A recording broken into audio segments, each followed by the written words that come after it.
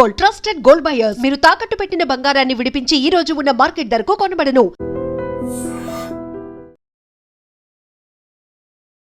Party చాలా బాగుంది అనుకున్నప్పుడు కవిత ఒక కీలకమైనటువంటి వ్యాఖ్య చేశారు. కేసీఆర్ కనుక అసెంబ్లీకి రాకపోతే బీఆర్ఎస్ పార్టీ మనుగడే ఉండదు, ఉనికిలో లేకుండా పోతోంది అనేది. కవిత గారు నిన్న కౌన్సిల్లో మాట్లాడిన మాటలు వింటే దయ్యాలు వేదాలు వల్లించినట్టుగా ఉంది. ఎందుకంటే ఇప్పుడు కేసీఆర్ మాట్లాడట్లేదు కవిత గురించి, ఇంత జరుగుతోంది. కవిత మాటలకు కాలం తప్పకుండా సమాధానం చెప్తుంది. ఇవాళ ఇంత ఎగిరి పడే కవిత మళ్ళీ 6 నెలలకో మళ్ళీ ఎన్నికల తర్వాత ఎక్కడ ఉంటుందో. తెలంగాణలో ఏం దేశ రాజకీయాల్లోకి వెళ్ళారు, టీఆర్ఎస్ని ఎందుకని బీఆర్ఎస్గా మార్చారు అనే మాట. కేసీఆర్ గారి అంటే ఆయన చాలా ముందు చూపుతోని కేసీఆర్ గారు తీసుకొచ్చిన అనేక కార్యక్రమాలని అనేక రాష్ట్రాలు కాపీ కొట్టినాయి. యాక్చువల్గా ఇప్పుడు పార్టీలో ఏం జరుగుతుంది అనేది కేసీఆర్కి అసలు తెలియకుండానే చేస్తున్నారు. అందులో ఒక హైజాక్ అనేది జరిగింది, ఎవరికి తోచింది వాళ్ళు చేస్తున్నారు. అంతర్గతంగా ప్రజాస్వామ్యానికి సంబంధించి కూడా చాలా కీలకమైనటువంటి వ్యాఖ్యలు.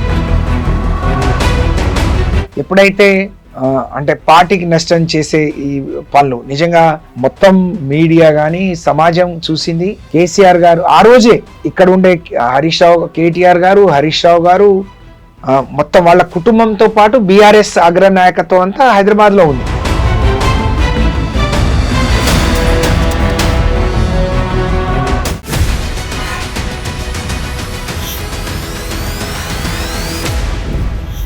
నమస్తే, welcome to I dream inside politics with Kavitha. BRS party నన్ను ఘోరంగా అవమానించింది. పార్టీలో అంతర్గత ప్రజాస్వామ్యం లేదు, నాపై కక్ష కట్టారు, నా వివరణ తీసుకోకుండానే నన్ను పార్టీ నుంచి సస్పెండ్ చేశారు. వ్యక్తిగా వెళ్తున్నాను, బట్ శక్తిగా తిరిగి వస్తాను. నిన్న మండలిలో ఎమ్మెల్సీ కవిత చేసినటువంటి వ్యాఖ్యలు ఇవి. నిజంగానే కవితకి పార్టీలో ఒక సపోర్ట్ లేకుండా పోయిందా? తను అరెస్ట్ చేసినప్పుడు కేసీఆర్ ఎందుకు స్పందించలేదు? కేసీఆర్ సొంత కూతురు అయినప్పటికీ పార్టీ తనని ఎందుకు గౌరవించలేదు? ఘోరంగా ఎందుకు అవమానించింది? మనతో పాటుగా ఉన్నారు బీఆర్ఎస్ పార్టీ సీనియర్ లీడర్, మాజీ మంత్రి సత్యవతి రాథోడ్ గారు. అమ్మా నమస్తే. నమస్తే అమ్మా. కవిత గారు నమస్తే. ఎలా ఉన్నారు మీరు? బాగున్నాను. పార్టీ ఎలా ఉంది బీఆర్ఎస్? చాలా బ్రహ్మాండంగా. మొన్నటి గ్రామ పంచాయతీ ఎన్నికలే చాలా పెద్ద ఉదాహరణ. మా పార్టీ ఎలా పుంజుకుంటుంది, ఏ విధంగా పికప్ అవుతుంది, ఏ విధంగా తిరిగి కార్యకర్తలు గ్రామాల్లో కేసీఆర్ గారి కోసం రాజీలేని పోరాటం చేస్తున్నారనే దానికి మొన్న జరిగిన గ్రామ పంచాయతీ ఎన్నికలే ఉదాహరణ. కాబట్టి చాలా బాగుంది. పార్టీ చాలా బాగుంది అనుకున్నప్పుడు కవిత ఒక కీలకమైనటువంటి వ్యాఖ్య చేశారు. కేసీఆర్ కనుక అసెంబ్లీకి రాకపోతే బీఆర్ఎస్ పార్టీ మనుగడే ఉండదు, ఉనికిలో లేకుండా పోతోంది అనేది. కవిత గారు నిన్న కౌన్సిల్లో మాట్లాడిన మాటలు వింటే దయ్యాలు వేదాలు వల్లించినట్టుగా ఉంది. ఎందుకంటే ఈ మాటలు ఏదైనా మాట్లాడదలుచుకుంటే ఒక 5 ఏళ్ల ముందు మాట్లాడి ఉంటే బాగుండేది. అధికారంలో ఉన్నప్పుడు అధికారాన్ని అనుభవించి అన్ని స్థాయిలో అవకాశాలు తీసుకొని తనే ముందుండి నడిపించిన కవిత గారు ఈరోజు కేసీఆర్ గారి గురించి కానీ బీఆర్ఎస్ గురించి కానీ మా పార్టీ అంతర్గత ప్రజాస్వామ్యం గురించి కానీ మాట్లాడే తీరు చూస్తూ ఉంటే నవ్వుస్తూ ఉంది. ఎందుకనంటే ఇవాళ నేను ఒక సామాన్య గిరిజన కుటుంబంలో పుట్టిన మహిళను. నేను కేసీఆర్ గారి క్యాబినెట్లో ఒక మొదటి మహిళా మంత్రిగా పనిచేశాను.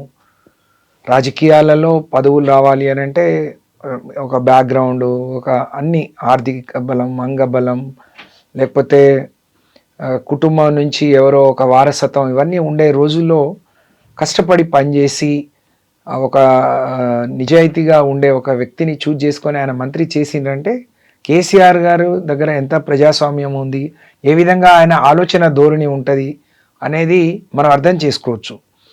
ఆయన ఎంపిక చేసిన అనేక మందిని చూసినప్పుడు ఆ కేసీఆర్ గారు ఎంత నిబద్ధతతోని ఏ విధంగా పనిచేస్తారు, ఎవరి ద్వారా పని చేయిస్తారు అనే దానికి నేను ఒక ఉదాహరణ అని చెప్పొచ్చు.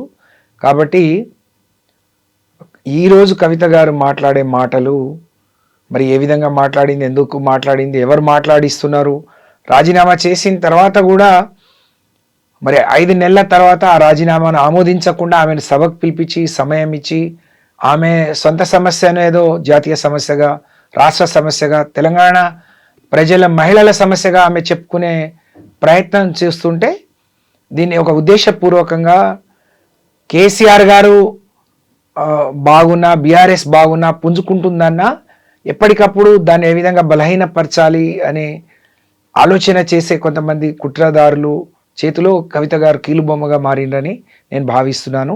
అందుకనే మొన్న హరీష్ రావు గారు ఈ నదీ జలాల మీద తెలంగాణ రావాల్సిన వాటా మీద తెలంగాణ ఈ ప్రభుత్వం రేవంత్ రెడ్డి గారి ప్రభుత్వం చేస్తున్న నష్టాన్ని చాలా చక్కగా వివరించి చెప్పడం ద్వారా సభలో లేకున్నా తెలంగాణ రాష్ట్ర ప్రజలంతా కేసీఆర్ వైపు, తెలంగాణ భవన్ వైపు చూస్తున్న క్రమంలో దాన్ని తిప్పికొట్టడానికి లేదా అందు నుంచి ప్రజల దృష్టిని మళ్లించడానికి మాత్రమే మరి కాంగ్రెస్ పార్టీ ఎక్కడ కూడా దాన్ని ఖండించలేదు, దాని గురించి మాట్లాడలేదు. కవితతోని ఈ విధంగా మాట్లాడిచ్చిండ్రు. దాన్ని డైవర్ట్ ఎప్పటికప్పుడు రేవంత్ రెడ్డి గారికి, కాంగ్రెస్కు డైవర్షన్ ఇష్యూని డైవర్ట్ చేయటం, పాలిటిక్స్ని డైవర్ట్ చేయడం ఆయనకు వెనతో పెట్టిన విద్య కాబట్టి కవితతో ఇవన్నీ మాట్లాడిచ్చిండ్రని చెప్పి మేము భావిస్తున్నాం. కానీ కవిత గారి అంటే ఆమె మాట్లాడిన తీరు కానీ, ఆమె ఏడ్చిన తీరు కానీ అవన్నీ చూస్తుంటే మరి ప్రజలు ఒకవైపు రాజీనామా చేసి బయటకు సస్పెండ్ చేసిన తర్వాత ప్రజల నుంచి ఆమెకు ఆదరణ లభిస్తుందని, లేకుంటే సపోర్ట్ వస్తుందని అయ్యో అని అనుకున్నారు. అవన్నీ ఏమీ జరగలేదు. ఈ మధ్యనే 2 నెలలు మరేదో జనం బాటానో కార్యక్రమం చేపట్టిపోయింది. అక్కడ కూడా రెస్పాన్స్ లేదు. అదంతా చూసిన తర్వాత మళ్ళీ దీన్ని ఒక వేదిక చూసుకొని తన ఆక్రోశాన్ని మళ్ళీ వెళ్ళగక్కినట్టుగా భావిస్తున్నాం. కవిత గారి ప్రతి మాట అంటే వివరంగా చెప్పాలి అని అంటే ప్రతిదీ తప్పు అనే విషయాన్ని నేను తెలియజేస్తా ఉన్నాను. నేను ప్రభుత్వం వచ్చిన మొదటి బతుకమ్మలోనే నాకు ఇచ్చేసే ప్రయత్నం చేసినంటే తర్వాత దాన్ని కేసీఆర్ గారు వచ్చిన తర్వాతనే తెలంగాణ మహిళలు ఆడుకునే బతుకమ్మను ప్రభుత్వ పండుగగా గుర్తించిరు. వాళ్ళకు గౌరవించి చీరలు, సారెలు పెట్టి గొప్పగా ఇవాళ తెలంగాణ మహిళల గుండెల్లో కేసీఆర్ ఒక తండ్రి స్థానాన్ని, ఒక అన్న స్థానాన్ని, ఒక మేనమామ స్థానాన్ని సంపాదించుకున్నాడు. అది కవిత ఎంత ఏడ్చినా దాన్ని తుడిచిపెట్టలేరు ఎవరు. కవిత ద్వారా ఎవరైనా ఆ ప్రయత్నం చేసినా అది వృధా తప్ప ఇంకోటి కాదనే విషయాన్ని కవిత గ్రహిస్తే మంచిది. ఇప్పటికైనా ఇవన్నీ ఈ డ్రామాలన్నీ కట్టిపెట్టి ఈ కేసీఆర్ గారి మీద, బీఆర్ఎస్ పార్టీ మీద ఏడుపు, లేకపోతే హరీష్ రావు గారు కేటీఆర్ గారి మీద ఇలాంటి చిల్లర మాటలు మానుకొని నిజంగా తను ప్రజాసేవ చేయాలి, ప్రజా జీవితంలో ఉండాలనుకుంటే దానికి ఒక మార్గాన్ని ఎంచుకొని పనిచేస్తే మంచిది తప్ప ఎంతసేపు బీఆర్ఎస్ పార్టీ మీద పడి, కేసీఆర్ మీద పడి మరి ఏడుపులు పెడబొబ్బులు ఇది మంచిది కాదు అని చెప్పి నేను ఈ సందర్భంగా తెలియజేస్తా ఉన్నాను. యాక్చువల్గా ఇప్పుడు పార్టీలో ఏం జరుగుతుంది అనేది కేసీఆర్కి అసలు తెలియకుండానే చేస్తున్నారు. అందులో ఒక హైజాక్ అనేది జరిగింది. ఎవరికి తోచింది వాళ్ళు చేస్తున్నారు. అంతర్గతంగా ప్రజాస్వామ్యానికి సంబంధించి కూడా చాలా కీలకమైనటువంటి వ్యాఖ్యలు. ఎవరైతే రాజకీయ నిరుద్యోగులు ఉన్నారో వాళ్ళందరికీ ఒక పునరావాస కేంద్రంగా బీఆర్ఎస్ పార్టీ మారింది. ముందు నుంచి నేను నుండి పోరాడాను, అలాంటి వాళ్ళు ఇప్పుడు అక్కడ ఎంతమంది ఉన్నారు అనేటువంటి ఒక మాట తను మాట్లాడుతున్నారు. ఇప్పుడు కేసీఆర్ గారితో కలిసి పోరాటం చేసిన వాళ్ళు, కేసీఆర్ గారు ఉద్యమంలో ఆయనకు అన్ని రకాలుగా సహకరించిన వాళ్లకు కేసీఆర్ గారు చాలా బ్రహ్మాండమైన గౌరవాన్ని ఇచ్చిండ్రు, అవకాశాలు ఇచ్చిండ్రు, అందిపుచ్చుకున్నారు కూడా చాలామంది. అనేక ఉదాహరణలు మనం చెప్పవచ్చు. ఇప్పుడు కవిత గారు ఒకరే నేను పోరాటం చేసిన, కుటుంబాన్ని పణంగా పెట్టిన అంటే రాజకీయాల్లోకి వచ్చి ప్రజా జీవితంలోకి రావాలి అనుకున్నప్పుడు ఎవరైనా అదే చేస్తారు. తను ఏం చేసిందో దానికి కంటే 10 రెట్లు ఎక్కువ అవకాశాలు పొందింది. ఒకటేమో కేసీఆర్ బిడ్డగా, ఒకటేమో ఉద్యమకారురాళ్ళగా, ఒకసారి ఎంపీగా గెలిచి ఒకసారి ఓడిపోతే ఏమంటే ఎమ్మెల్సీ 2 సార్లు ఇచ్చి కేసీఆర్ బిడ్డగా బీఆర్ఎస్ పార్టీ, టీఆర్ఎస్ పార్టీ నాయకులకు ఆమె ఒక సోదరి సమానురాలు, లేకపోతే పెద్దవాళ్లకు ఒక తండ్రి అంటే బిడ్డ లాంటిది, ఆడబిడ్డ లాంటిది. అందరూ ఆ విధంగా గౌరవించారు ఆమెను. ఆ గౌరవాన్ని కూడా ఆమె తగ్గించుకోవద్దు అని చెప్పి నేను కవిత గారికి, మేము కూడా చాలా గొప్పగా గౌరవిస్తున్నాం కూడా మా నాయకుడి బిడ్డగా. అలాగే నేను నిజంగా తను విద్యావంతురాలు, బయట ఉండి చదువుకొని వచ్చింది, సమాజం తెలిసిన మనిషి కాబట్టి బాగా గౌరవించాం. కానీ ఎప్పుడైతే అంటే పార్టీకి నష్టం చేసే ఈ పనులు నిజంగా చెప్పాలి అని అంటే ఆ లిక్కర్ కేసులో తను ఈడీ సిబిఐ తన మీద ఇచ్చేయడం, తను కేసులో ఇరుక్కోవడం, అప్పటి నుంచి కూడా మేము వింటున్నాం ఇది నిజం కాదు, కేసీఆర్ గారి మీద ఏదో కక్షతో పెట్టినట్టుంది అని. కానీ కేసీఆర్ గారిని దెబ్బ కొట్టాలి అంటే తనకంటే బలమైన వాళ్ళు పక్కన ఉన్నప్పుడు తననే ఎందుకు చేశారు అనేది కూడా మనం ఆలోచించాలి. అందరు మాకు అలా చెప్పినా మా నాయకుడి బిడ్డగా మేము తను ఎప్పుడు నన్ను ఒంటరి దాన్ని చేసిన అది శుద్ధ తప్పు. ఎందుకంటే తనకి ఇక్కడి నుంచి ఈడీ తీసుకెళ్లిన రోజే టిఆర్ఎస్ పార్టీ అంటే బీఆర్ఎస్ పార్టీ అగ్రనాయకత్వం అంతా అక్కడ ఉన్నాం మేము ఢిల్లీలో. తను ఈడీ కస్టడీలో ఉన్నన్ని రోజులు ఢిల్లీలో ఉన్నాం. ఎప్పుడైతే తిహార్ జైలుకి వెళ్ళిందో అప్పటి వరకు అక్కడ ఉండి అక్కడి నుంచి వచ్చేసాం. తిహార్ జైల్లో నేను కానీ సబిత గారు కానీ చాలాసార్లు హరీష్ రావు గారు, కేటీఆర్ గారు, వాళ్ళ కుటుంబ సభ్యులందరూ వెళ్ళారు. తనే మా అమ్మ నాన్నలు కానీ మా అత్తమామలు కానీ అక్కడ అంటే ఆ పరిస్థితులు చూసి బాగుండదు, వాళ్ళు ఇబ్బంది పడతారు, వాళ్ళు రావద్దు అని చెప్పి తనే చెప్పింది. ఎప్పటికప్పుడు తన యోగక్షేమాలు తెలుసుకోవటంలో కానీ తను బయటికి రావటంలో కేసీఆర్ గారు అంటే తను జైల్లో ఉన్న రోజులు ఆయన ఒక మానసికంగా ఎంత క్షోభ అనుభవించారు, ఎంత బాధపడ్డారు, తనల్ని చూసి మేము ఎంత ఆవేదన చెందాము అనేది ఆమె అర్థం చేసుకుని ఉంటే బాగుండేది. కానీ అవన్నీ మర్చిపోయి తన స్వార్థం కోసం, తన రాజకీయాల కోసం, ఎవరి కోసమో ఈ చౌకబారు విమర్శలు, చౌకబారు మాటలు మాట్లాడుతుంటే చాలా అసహ్యం వేస్తుంది, బాధ అనిపిస్తుంది. ఇది మానుకోవాలని చెప్పి నేను కవిత గారికి తెలియజేస్తా ఉన్నాను. సో తను బెయిల్ మీద రిలీజ్ అయ్యి బయటకు వచ్చినప్పుడు కూడా మీరు అక్కడ ఉన్నారు, ఢిల్లీలోనే ఉన్నారు. డాటర్ ఆఫ్ ఎ ఫైటర్ అనేటువంటి ఒక మాట కూడా చెప్పారు, షీఈస్ బ్యాక్ అనేటిది. బట్ తనకు మాత్రం పార్టీ అండగా లేదు, అనవసరంగా ఒక రాజకీయ కుట్రలో భాగంగా తన మీద కేసు పెట్టి పంపించినప్పుడు కేసీఆర్ రెస్పాండ్ అవ్వలేదు అనేటువంటి మాట, తర్వాత ఎవరూ పట్టించుకోలేదు అనే మాట తను పదే పదే చెప్తున్నారు లిక్కర్ కేసుకి సంబంధించి. ఒకటేమో కవిత గారు చెప్పేది అది శుద్ధ తప్పు. మొత్తం మీడియా కానీ సమాజం చూసింది కేసీఆర్ గారు ఆ రోజే ఈడీ రేట్స్ అయితేనే నేను ఎక్కడో మహబూబాద్లో ఉంటే ఇక్కడ ఉండే కేటీఆర్ గారు, హరీష్ రావు గారు, మొత్తం వాళ్ళ కుటుంబంతో పాటు బీఆర్ఎస్ అగ్రనాయకత్వం అంతా హైదరాబాద్లో ఉంది. ఆమె కోసమే ఇక్కడ ఉన్నారు. కాకపోతే వాళ్ళు అక్కడ రానియలేదు. హరీష్ రావు గారు, కేటీఆర్ గారు తన ఇంట్లో ఉన్నారు. మమ్మల్ని ఎమ్మటే పిలిపించి ఆ రోజే మేము ఎప్పుడో రాత్రి 1 గంట ఫ్లైట్కి ఢిల్లీ వెళ్ళాం. తను అక్కడికి పోయి లేసే వరకే మేమందరం అక్కడ ఉన్నాం. ఈడీ కోర్టులో ఉన్నంత వరకు అంటే కస్టడీలో ఉన్నంత వరకు మేమందరం హైదరాబాద్ ఢిల్లీలో ఉన్నాం. అలాగే తనకిచ్చే ఎప్పుడైతే అవకాశం ఇస్తారో అప్పుడు కేటీఆర్ గారు, హరీష్ రావు గారు మేము అంటే ఇచ్చిన టైం ప్రతి ఒక్కళ్ళం సద్వినియోగం చేసుకున్నాం. అంటే ఎప్పుడు కావాలంటే అప్పుడు ఇవ్వటానికి ఉండదు. కాబట్టి తనే ఇందాక నేనన్నట్టు తల్లిదండ్రులను కానీ వాళ్ళు రావద్దు అని చెప్పి పిల్లలు, భర్త, రామన్న, హరీష్ అన్న మేమందరం కూడా కలిసాం జైల్లో కూడా.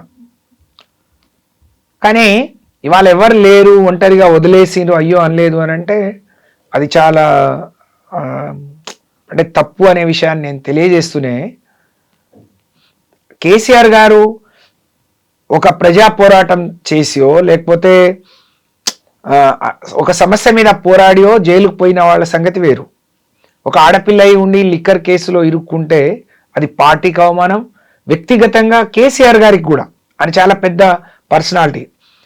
ఆ రోజు దేశవ్యాప్తంగా తెలంగాణ ఉద్యమాన్ని చాటి చెప్పిన నాయకుడు, తెలంగాణ సాధించిన నాయకుడు, తెలంగాణ సమాజాన్ని ఒక తాటి మీదకి తీసుకొచ్చి పోరాటం చేసిన నాయకుడు. ఆయనకు ఉండే ఒక బిడ్డ, ఎవరైనా ఒక కూతురు ఒక మంచి విద్యావంతురాలు, తెలివిగల్లది, ఒక పోరాట పటిమలు ఉన్నాయని చెప్పి పొగిడి ఆమెకు అవకాశాలు ఇస్తే పోయి ఇలాంటి కేసులు ఇరుక్కుంటే ఆయనకెంత అవమానం, ఆయనకెంత నామోషి, ఆయన ఎంత ఆవేదన చెంది ఉంటాడు. ఆమె మాట్లాడినప్పుడల్లా కేసీఆర్ గారి మీద అవినీతి మచ్చలు చేసిండు హరీష్ రావు గారు వీళ్ళని అంటది. అసలు తను తెచ్చిన మచ్చే మేము ఇప్పటికి కడుక్కోలేకపోతున్నాం. తను తెచ్చిన మచ్చే చాలా పెద్దది మాకు. ఇవాళ ఏ తెలంగాణకో ఆంధ్రప్రదేశ్కో సంబంధించి కాదు కదా, జాతీయ వ్యాప్తంగా తను ఆ రోజు ఢిల్లీ వరకు ఈడీ కేసులో పోయింది అని అంటేనే అది మాయలేని మచ్చ కదండి బీఆర్ఎస్ పార్టీకి, కేసీఆర్ గారికి. అందులో నుంచి కోలుకోవడానికి ఆయనకి ఇప్పటివరకు సమయం పట్టింది. తిరిగి వచ్చిన తర్వాత ఆమె మాట తీరు, ఆమె ప్రవర్తన, ఇవాళ ఆమె విమర్శలు చూస్తూ ఉంటే ఆయనకి ఎంత ఆవేదన ఉంటుంది. అంటే ఇవాళ నిజంగా కవిత గారు ఆ రోజు నుంచి మాట్లాడుతున్న తీరు చూస్తే ఇప్పటికే మేము ఇంకా చాలా గట్టిగా ఎదురుదాడి చేయడం కానీ, ఖండించడం కానీ, విమర్శించడం కానీ చేసేవాళ్ళం. కానీ ఎక్కడో అక్కడ మాకు కూడా చిన్న ఇబ్బంది. ఆ రోజు తనని పార్టీ నుంచి సస్పెండ్ చేసినప్పుడు కూడా ఏ మేరకు మాట్లాడాలో అంతే మాట్లాడాం. ఎందుకంటే మొన్నటి వరకు మేము కలిసి పనిచేసాము, మా నాయకుడి బిడ్డగా గౌరవించాము. ఆ రోజు తను ఈడీ కేసులో ఇరుక్కుంటే, లిక్కర్ కేసులో ఇరుక్కుంటే విమర్శించిన వాళ్ళందరి నోర్లు మించిన వాళ్ళం. తిరిగి ఆమెనే ఒక మాట అనాలంటే మాకే మనసు ఒప్పలేదు. అలాంటిది తను అన్నీ మర్చిపోయి ఇవాళ కేసీఆర్ గారు ఆమెకు చేసింది కానీ తెలంగాణ ప్రజానికం, తెలంగాణ సాధన తర్వాత ఆమె పొందిన అవకాశాలు కానీ మర్చిపోయి ఆ రోజు తను ఉన్న స్థాయి ఏంది, స్థితి ఏంది, వాళ్ళు ఉన్న స్థితి ఏందో అదంతా మర్చిపోయి వెనకటికి నన్ను ఎవరు చూడట్లేరు, నేను కళ్ళు మూసుకుంటే లోకమంతా కళ్ళు మూసుకున్నట్టు మాట్లాడితే అది చూసేవాళ్లకు బాగుండదు, చూసేవాళ్ళు చూడరా. తెలంగాణ ప్రజానికం చాలా చైతన్యవంతం కలిగిన వాళ్ళు. మమ్మల్ని చాలా మంది అడిగారు. తను జైలుకు పోయిన తర్వాత వచ్చిన పార్లమెంట్ ఎన్నికల్లో మేము ఎక్కడ కూడా, మాకు అనేక నియోజకవర్గాల్లో డిపాజిట్ రాలేదు, మేము ఒక సీటు కూడా గెలవలేకపోయాం. తను అప్పుడు ఇంకా జైల్లో ఉండే. అది మాకు చాలా పెద్ద మైనస్ కదా, అదొక పెద్ద మచ్చ కదా మాకు. మా పార్టీ చాలా కవిత గారి గురించి బీఆర్ఎస్ పార్టీ, కేసీఆర్ గారు చాలా పెద్ద మూల్యాన్ని చెల్లించుకున్నారు. ఆమె వల్ల ఒక నష్టాన్ని పెద్ద ఎత్తున నష్టపోయి ఆ మూల్యాన్ని చెల్లించుకున్నాం. ఇంకా మళ్ళీ ఆమె ఏదో పెద్ద మిగతా వాళ్ళందరూ పనికి రానట్టు మాట్లాడితే ఏదో నవ్విపోదురుగాక నాకేంటి సిగ్గన్నట్టు ఉంది తప్ప ఇంకోటి కాదు. అది ఆమె అర్థం చేసుకుంటే మంచిది. ఎందుకంటే కేసీఆర్ బిడ్డగా, ఒక ఎంపీగా ఆ కుటుంబంలో కేసీఆర్ గారితో అనిత్యం కలిసే అవకాశం ఆమెకే ఉండే. ఏదన్నా ఎవరికైనా నష్టం జరిగింది, ఎక్కడన్నా లోపం జరిగింది అని అంటే చెప్పుకునే అవకాశం తనకే ఉండే. తనే వాళ్ళ బయటకు వచ్చి ఇట్లా మాట్లాడుతుంది అని అంటే 10 ఏళ్ళు ఎటు పోయింది, 10 ఏళ్ళు గుర్తు రాలేదు. మాట్లాడే అవకాశాన్ని పార్టీయే కల్పించలేదు అనేది యాక్చువల్గా కిందేం జరుగుతుందో కేసీఆర్ కి తెలియకుండా చాలా తప్పు. కేసీఆర్ గారి ప్రతిదీ పార్టీలోనే కాదు, ఎవరేంటి, ఏ నాయకుడు ఏంటి, ఎవరి స్థాయి ఏంది, ఎవరి స్థితి ఏంది, ఎవరి అంటే ప్రతి ఒక్కరి బాగోగులు, ప్రతి ఒక్కరి మంచి చెడు కేసీఆర్ గారికి తెలుసు. పార్టీలో ఎప్పుడేం జరుగుతుందో ఎవరు ఊహించని విధంగా చాలా మందిని ఆయన పిక్ చేసిండ్రు, ఆయన పిలిచి అవకాశాలు ఇచ్చారు. ప్రతి విషయం అంటే ఈరోజు పార్టీ నడుస్తుంది అంటే కేవలం కేసీఆర్ గారి ఆదేశాలు, కేసీఆర్ గారి చెప్పే పద్ధతిననే నడుస్తుంది. అది మర్చిపోయి కేసీఆర్ గారి వరకు పోనీయలేదు అని మాట్లాడితే నువ్వే కదా. తనే అనేక ఇంటర్వ్యూలో చెప్పింది, కేసీఆర్ గారికి నేనంటేనే ఎక్కువ ప్రేమ, ఎంతైనా ఆడపిల్లను కాబట్టి నా మీద ఎక్కువ ప్రేమ, రామన్న మీద ఎంతున్నా, కేటీఆర్ గారి మీద ఎంతున్నా ప్రేమ నా మీదనే చెప్పింది. అప్పుడే ఎందుకు చెప్పుకోలేకపోయింది ఇవన్నీ? ఇవాళ అవినీతి గురించి మాట్లాడుతుంది తను, అప్పుడే ఎందుకు చెప్పలేకపోయింది? అంటే ఎవరు చెప్పిస్తున్నారో అర్థం చేసుకోలేనంత కళ్ళు మూసుకొని ఉన్నారా జనం? అంత అమాయకంగా ఉన్నారా? ఏమనుకుంటుంటారు? కేసీఆర్ చుట్టూ దయ్యాలు ఉన్నారు కాబట్టి అక్కడి దాకా రీచ్ అవ్వలేకపోయాను. సొంత కూతురే అయినప్పటికీ కూడా కేసీఆర్ ని రీచ్ అవ్వడానికి కుదరట్లేదు, అడ్డుకుంటున్నారు. కేసీఆర్ గారు ఎవరేం మాట్లాడతారు, ఎవరికి అవకాశం ఇవ్వాలి, ఎవరు మాట్లాడింది విని దాన్ని అమలు చేయాలి, లేకపోతే అది దాంట్లో నిజాయితీ ఉంది, లేకపోతే దానివల్ల ప్రజలకు లాభం జరుగుతుంది అనేది ఆయన బాగా గ్రహిస్తారు. తన ఆలోచనలు, తన నిర్ణయాలు తప్పుడై ఉంటాయి, అందుకని ఆయన తీసుకొని ఉండరు. మనం అర్థం చేసుకోవాల్సింది అది.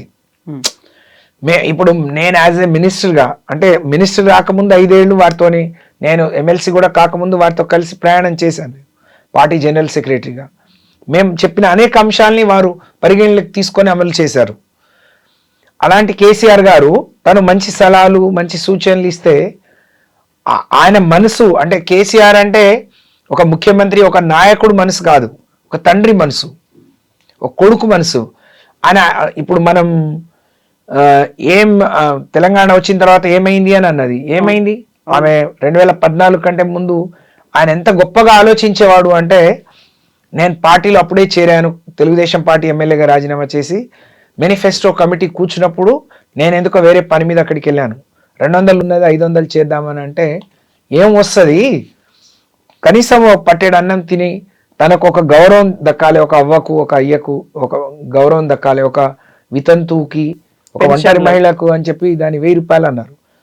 అంటే తెలంగాణ ఆదాయం ఏ విధంగా పెరిగిందో అది ఆదాయం పెరిగితే కేవలం ప్రభుత్వం దగ్గరే ఉండదు, పేదవాడికి పంచాలి అనే ఒక ఆలోచన.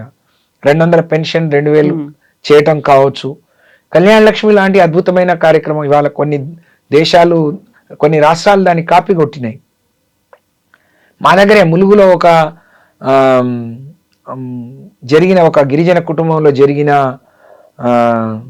సంఘటన ఆధారం చేసుకొని కళ్యాణ లక్ష్మి తీసుకొచ్చారు. అంటే ఎంత గొప్పగా 1,116,000 పాలోళ్ళు కూడా 500 1000 రూపాయలు ఇవ్వాలంటే వెనక ముందాడుతారు.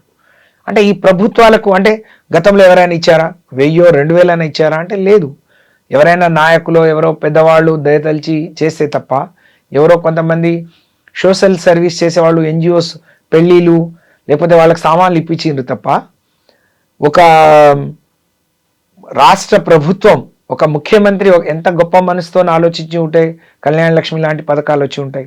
మీరు ఇన్ని చెప్తున్నారు, ఇన్ని పథకాలు ఇన్ని కార్యక్రమాలు ప్రజల కోసం తీసుకొచ్చారు అంటే, తెలంగాణలో ఏం పీకి కట్టకట్టారని దేశ రాజకీయాల్లోకి వెళ్ళారు, టీఆర్ఎస్ని ఎందుకని బీఆర్ఎస్గా మార్చారు అనే మాట. కవిత గారు నేను ఒకటే అడుగుతున్నాను, కేసీఆర్ గారి అంటే ఆయన చాలా ముందు చూపుతోని కేసీఆర్ గారు తీసుకొచ్చిన అనేక కార్యక్రమాలని అనేక రాష్ట్రాలు కాపీ కొట్టినాయి. ఉదాహరణకు మిషన్ భగీరథ, ఆడపిల్లలు ఎవరు పొద్దున్న లేస్తే ఆడవాళ్లకు నీళ్లతో అవసరం, వంట చేసుకోవాలన్నా ఇల్లు చూసుకోవాలన్నా. కాబట్టి ఆయన 2018 ఎన్నికలకు పోయే ముందే ఏ ఒక్క ఆడపిల్ల బిందెనెత్తుకొని రోడ్డు ఎక్కొద్దు, అట్లంటే నాకు ఓట్లు వేయొద్దు అని చెప్పి అంత గొప్పగా మిషన్ భగీరథను తీసుకొచ్చి ఇంటింటికి నల్లా ఇచ్చి స్వచ్ఛమైన నీళ్లు తాపించిన గొప్ప నాయకుడు కేసీఆర్. దాన్ని అనేక రాష్ట్రాలు కాపీ కొట్టిన తర్వాత స్వయంగా భారత ప్రభుత్వమే, ప్రధానమంత్రి గారే హర్ ఘర్ జల్ అని ఒక కార్యక్రమానికి శ్రీకారం చుట్టారు. అలాగే మేము ఇచ్చిన రైతు బంధును దృష్టిలో పెట్టుకొని వాళ్ళు కిసాన్ వాళ్ళు రైతులకు కేంద్ర ప్రభుత్వం కూడా కొంత సాయం చేసే ప్రయత్నం, కొన్ని రాష్ట్రాల్లో రైతులకు కొన్ని రాష్ట్ర ప్రభుత్వాలు కూడా ఈ రైతు బంధు కార్యక్రమాన్ని వేరే వేరే రూపాల్లో వేరే వేరే పేర్లతో అమలు చేశాయి. అలాంటప్పుడు ఇది దేశవ్యాప్తంగా చాలా రాష్ట్రాల్లో ఇది దేశవ్యాప్తంగా అమలు జరగాలి, దాని మీద రాజకీయ ఒత్తిడి, ఒక ప్రభుత్వం మీద ఒక పార్టీ మీద రాజకీయ ఒత్తిడి పెరగాలి అని అంటే పార్టీని జాతీయ పార్టీగా చేయాలని కేసీఆర్ గారు సంకల్పించి భారత రాష్ట్ర సమితి చేశారు. సరే, మేమేం ఫలితం సాధించాం, దానివల్ల ఏం సాధించాం అనేది పక్కన పెడితే, మరి ఈమెకు నచ్చని కేసీఆర్కి వద్దని చెప్పిన కవిత గారు ఎందుకు తెలంగాణ జాగృతిని భారత జాగృతి అని పెట్టుకుంది? నచ్చలేదు కదా, తన సంస్థ తన చేతిలోది కదా, అది కేసీఆర్ది కాదు కదా. నేను తెలంగాణ జాగృతి పేరుతోని అనేక మంది యువకులను మహిళల్ని తెలంగాణ వైపు బీఆర్ఎస్ వైపు తీసుకొచ్చిన అని చెప్పే కవిత గారు టీఆర్ఎస్ను బీఆర్ఎస్గా ఎందుకు మార్చిండ్రు, జాతీయ పార్టీకి ఎందుకు పోయినరు అనే ఆమె తన ఎంపీకి పందిరేసిందని మరి తన తెలంగాణ జాగృతిని భారత జాగృతి అని చేసింది. నిన్నంతా మండలిలో చెప్పారు కదా, తెలంగాణ జాగృతిగా తను ఏం చేశారు, సినిమాలకు సంబంధించి కావచ్చు, సంస్కృతి, బతుకమ్మ దగ్గర నుంచి ప్రతి ఒక్కటి నేను ఇన్ని చేశాను, బీడీ కార్మికుల కోసం, ఉద్యోగుల కోసం, లేకపోతే అక్కడ ఉన్నటువంటి సింగరేణి కార్మికుల కోసం ఇన్ని పోరాటాలు నేను చేశాను కాబట్టి అది దేశవ్యాప్తంగా విస్తృతం చేయడానికి కదా భారత్ జాగృతి అయింది. అదే కదా, అంటే తెలంగాణ టీఆర్ఎస్ పార్టీ దేశవ్యాప్తంగా అంటే ఒక సంస్థగా తను వాళ్ళని జాగృతం చేసిన అని చెప్పే కవిత గారు, మరి కేసీఆర్ గారు స్వయంగా అంటే తెలంగాణ ప్రభుత్వ సంపద పెంచి పేదలకు పంచిండు కదా, ఆయనకు లేని అర్హత ఆమెకి ఎక్కడి నుంచి ఉంది? అలా అంటే అనేక పార్టీలు ఇప్పుడు తనంటుంది నేను రాజకీయ పార్టీ పెట్టి మళ్ళీ వస్తా అని. అవును, ఇప్పుడు 69 నుంచి ఉద్యమం నడుస్తే ఎవరితోని కానీ ఇన్నేళ్ల ఉద్యమ ఎవరితోని సాధ్యపడని తెలంగాణ కేసీఆర్ గారి అల్పెరని పోరాటం, సావు నోట్లో తలపెట్టి ఆయన ఉద్యమం చేసిన తీరు, సకల జనులను ఒక తాటి మీదకి తీసుకొచ్చిన తీరు చూసే కదా ఆ రోజు కేంద్ర ప్రభుత్వం తల ఒగ్గి భయపడి ఆ రోజు తెలంగాణ ఇచ్చింది. అలాంటి అద్భుతమైన నాయకుడు ఆయన. ఏం చేసినా ఒక మనసు, ఆయన ఏదో భారత రాష్ట్ర సమితి పెట్టంగానే ఏదో అధికారం వస్తుంది, ప్రధానమంత్రి అయిపోతాడు. తెలంగాణ వచ్చే రోజు కూడా, తెలంగాణ సాధించినప్పుడు కూడా ఆయన ఏదో ముఖ్యమంత్రి కావాలనో లేకపోతే అధికారాన్ని అనుభవించాలనే ధ్యాస ఆయనకు ఎప్పుడు లేదు. అట్లంటే ఇవాళ ఉన్న ముఖ్యమంత్రి గారు ఒక ముఖ్యమంత్రి ఏ విధంగా ఆ పదవిని అనుభవించాలి, ఆ హోదాను అనుభవించాలో అనుభవిస్తున్నారు. కానీ కేసీఆర్ గారు ఎప్పుడు ఆ డాంబికాన్ని కానీ అంటే అట్లాంటి నేను ఒక ముఖ్యమంత్రిని అనే అహం కానీ అవన్నీ ఎప్పుడు ప్రదర్శించలేదు. ప్రతిసారి దేని గురించి ఆలోచించినా ఆయన ప్రజల కోణం నుంచి, ప్రజల పక్షం నుంచి ఆలోచన తప్ప, పేదవాడికి ఏమైనా జరిగింది ఇంకేం జరిగితే బాగుంటుందనే ఆలోచన తప్ప ఆయనకు వేరే ఇదే లేదు.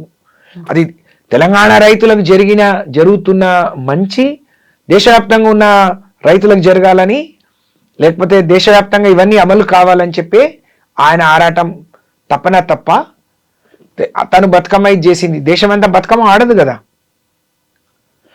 ఇక్కడ తెలంగాణలో ఉండే సింగరేణి సంస్థను కేసీఆర్ గారు అందులో లాభాలను అక్కడ కార్మికులకు పంచి దాని అంటే కవిత గారు కేసీఆర్ గారి సహకారం లేకుండా, కేసీఆర్ గారి మద్దతు లేకుండా, కేసీఆర్ బిడ్డ కాకుండా ఉంటే కవితను బయటకు వచ్చి నిలబడమనండి.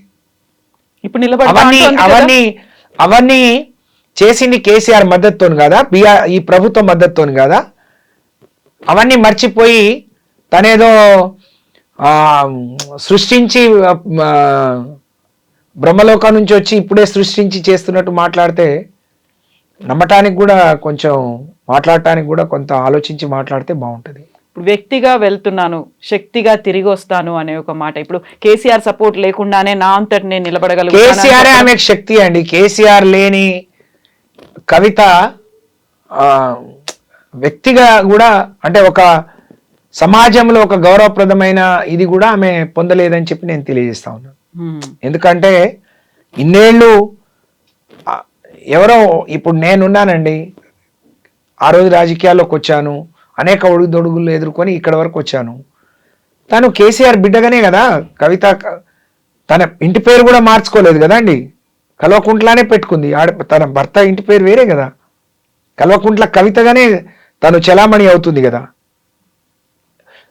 శక్తిగా వస్తే మంచిదే, చూద్దాం. ఈ దేశంలో, రాష్ట్రంలో అనేక మంది మహిళలు చాలా శక్తివంతులు, చాలా మంది ప్రూవ్ చేసుకున్నారు. తను కూడా అలా వస్తే మంచిది. అంతేగాని దానికోసం ఏడ్చి పెడబొబ్బులు ఇవన్నీ ఎందుకు? దానికోసం మమ్మల్ని తను సభ్యురాలుగా కౌన్సిల్లో ఉండి, కౌన్సిల్ ద్వారా తను ఎన్ని సమస్యలు ప్రస్తావించింది, ఎన్నిటికి పరిష్కారం దొరికినాయి, ఎన్ని సభ ముందు సమాజం మీద ఉంచిందనేది మాట్లాడాలి. అంతేగాని తన వ్యక్తిగతంగా తనకు జరిగిన నష్టం ఏదో జాతికి జరిగినట్టు, దేశానికి జరిగినట్టు, ప్రతి ఒక్కరికి జరిగినట్టు మాట్లాడటం, జరగని అన్యాయాన్ని, జరగని నష్టాన్ని ఆమె జరిగినట్టు. ఇప్పుడు చాలా మంది వాళ్ళ సొంత ఇంట్లో వాళ్ళ కుటుంబ సభ్యులే అడుగుతారు కదా ఎప్పుడు. ఇప్పుడు వాళ్ళ సొంత సోదరి అడుగుతుంది ఎప్పుడు. 12,000 15,000 ఉన్న ఇంటి కిరాయి ఇంట్లో ఉన్న కవిత ఇవాళ ఎట్లా ఇల్లు కట్టింది అని అంటే తనేం సమాధానం చెప్తుంది? అడగకూడదు. ఒక ఆడపిల్లగా నేను అడగకూడదు, కానీ తనేం సమాధానం చెప్తే చెప్పండి. తను ఇవాళ ఉన్న ఆమె అంటే ఒక ఆ హోదా, లగ్జరియస్ లైఫ్ ఎక్కడి నుంచి లీడ్ చేస్తుంది? వ్యాపారాలు ఉన్నాయి, భర్త అనిల్ కుమార్కి వ్యాపారాలు ఉన్నాయనే కదా. అంటే కేసీఆర్ అనే, నీ పెళ్ళికి ముందు నువ్వు పుట్టింది కేసీఆర్ ఇంట్లో. కేసీఆర్ ఆమె పుట్టక ముందు నుంచే రాజకీయాల్లో ఉన్నారు కదా. కేసీఆర్ అనే నాయకుడి కడుపులో పుట్టకపోతే నీకు అవన్నీ ఎక్కడ, జీరో కదా, చాలా పెద్ద జీరో కవిత అనే మనిషి. ఇప్పుడు కేసీఆర్ ఏమీ మాట్లాడట్లేదు కవిత గురించి ఇప్పటిదాకా, అసలు అరెస్ట్ దగ్గర నుంచి కావచ్చు, బెయిల్ మీద వచ్చిన తర్వాత, సస్పెన్షన్ తర్వాత, ఇప్పుడు వెరీ రీసెంట్ గా నిన్న జరిగినటువంటి ఎపిసోడ్. బట్ కవిత మాత్రం ప్రతిసారి పదే పదే కేసీఆర్ గురించి, బీఆర్ఎస్ గురించి, ఆ పార్టీ లీడర్ల గురించి ఫస్ట్ మాట్లాడుతున్నారు. కేటీఆర్ గారి గురించి మాట్లాడింది, ఏదో బలహీనపరచాలని చెప్పి, ఏదో ట్విట్టర్లు, ఇన్స్టాగ్రాములు ఇవి కాదు, రీల్స్ కాదు, ఇట్లా చేయాలి, సోషల్ మీడియా కాదు, ప్రజల్లో వచ్చి పోరాడాలనే. తర్వాత హరీష్ రావు గారిని, సంతోష్ గారిని చేసింది. ఇప్పుడు అక్కడేం ఫలించట్లేదు, ఆమె పావులేమీ పారట్లేదు. కాబట్టి ఇప్పుడు కేసీఆర్ గారిని టార్గెట్ చేసుకుంది. అంటే కార్యకర్తలు చూస్తూ ఉన్నారు. నిజంగా కేసీఆర్ గారు ఏదైనా మాట్లాడిన రోజు ఇక తను మాట్లాడే మాటలకు చాలా ఇది ఉంటుంది. కాబట్టి కేసీఆర్ గారు కూడా అనేక మందిని, కేసీఆర్ గారిని అనరాని మాటలు అన్న వాళ్ళనే క్షమించి దగ్గర తీసుకున్న గొప్ప మనసున్న నాయకుడు కేసీఆర్. అట్లా అంటే మనం చూసాం, కొండా సురేఖ మాన్కోట్లో ఏం మాట్లాడింది కేసీఆర్ గురించి. జగన్ని తీసుకొచ్చే క్రమంలో రాళ్ళేసిన రోజు మళ్ళీ వచ్చి అన్నాని కాళ్ళు పట్టుకుంటే టికెట్ ఇచ్చి ఎమ్మెల్యే చేసిండు ఆమెను. ఎందుకని ఇప్పుడు కేసీఆర్ మాట్లాడట్లేదు కవిత గురించి? ఇంత జరుగుతోంది, ప్రతిరోజు బీఆర్ఎస్ లీడర్లనే అంటోంది. కాలమే సమాధానం చెప్తుంది. కవిత మాటలకు కాలం తప్పకుండా సమాధానం చెప్తుంది. ఇవాళ ఇంత ఎగిరి ఎగిరి పడే కవిత మళ్ళీ 6 నెలలకో, మళ్ళీ ఎన్నికల తర్వాత ఎక్కడ ఉంటుందో కవిత వెనక్కి తిరిగి చూసుకుంటే మంచిదని చెప్పి తెలియజేస్తా ఉన్నాను. బీఆర్ఎస్ పార్టీలోకి వస్తుందా? తనే ఒక పార్టీ పెట్టుకుంటానని చెప్తోంది కదా. పెట్టుకొనియండి, మంచిదే.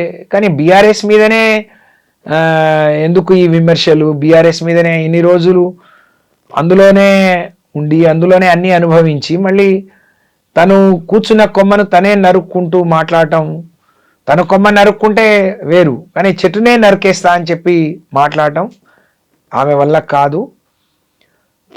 కవిత గారు ఇంకెక్కువ బీఆర్ఎస్ గురించి, కేసీఆర్ గురించి మాట్లాడితే తను ఇంకా పల్సనైపోతుంది తప్ప ఆమెకు జరిగే లాభం కానీ ఒనగూరేది కానీ ఏమి ఉండదు అనేది తను గ్రహిస్తే మంచిది. అది ఎంత త్వరగా గ్రహించి తను అంత జాగ్రత్తగా ఉంటే మంచిదని చెప్పి నేను తెలియజేస్తా ఉన్నాను. సో కుటుంబాన్ని దూరం చేసుకున్నాను, అష్ట కష్టాలు పడ్డాయి, ఇవన్నీ చేసిన తర్వాత ఇప్పుడు బయటకు వచ్చింది. ఆ తర్వాత బలవంతంగా బయటికి ఘోరంగా అవమానించి పంపించారని తను ఏడుస్తున్నారు, కన్నీళ్లు పెట్టుకుంటున్నప్పుడు ఆడబిడ్డకు అన్యాయం జరిగింది, ఎందుకని కేసీఆర్ మాట్లాడట్లేదు అనేది అనుకుంటారు కదా ప్రజలైతే.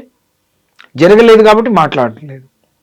ఆమెకి ఏ నష్టము, ఏ అన్యాయం జరగలేదు కాబట్టి కేసీఆర్ గారు మాట్లాడట్లేరు.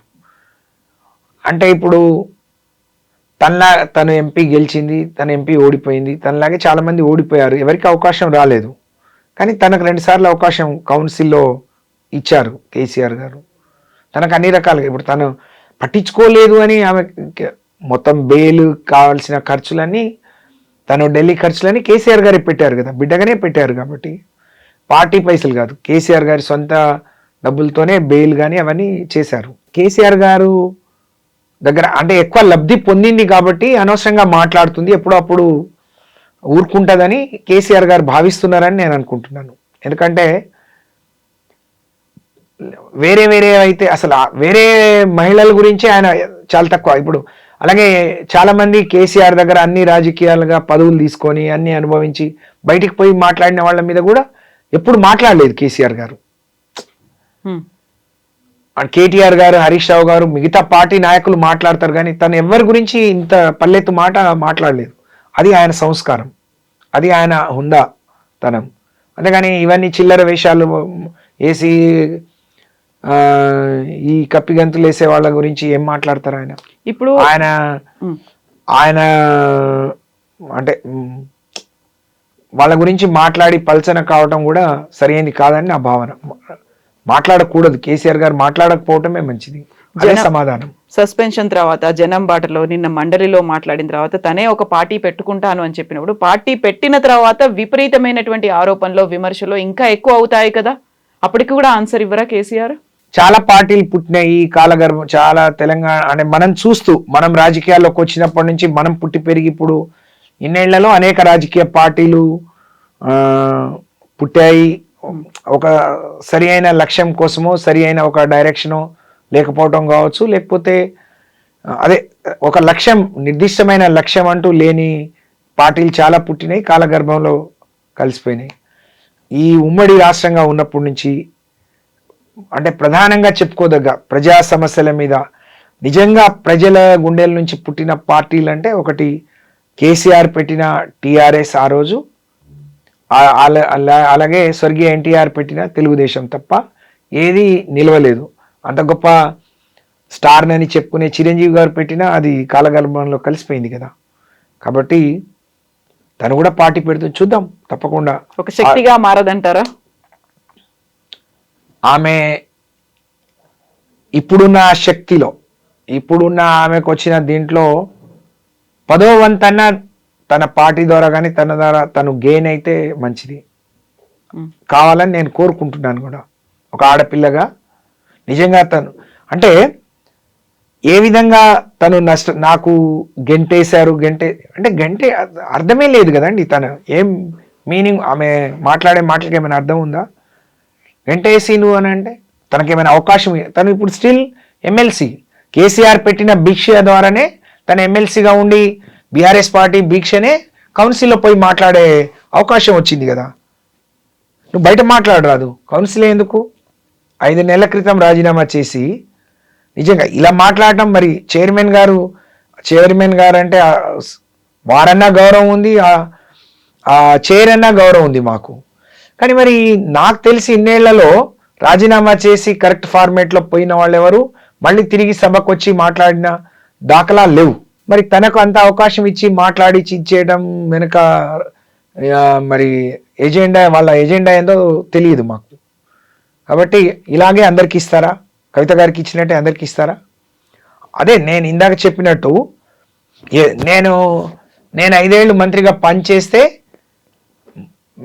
నాకంటూ నా శాఖలో అంటే నా జీవితానికి సరిపడా ఒక సంతృప్తి, ఆత్మతృప్తి మిగిలే విధంగా మేము కొన్ని సంస్కరణలు తీసుకొచ్చినాం. దాని ద్వారా అనేక మందికి లాభం జరిగిందని చెప్పుకోవటానికి మనం సభలో మాట్లాడతాం.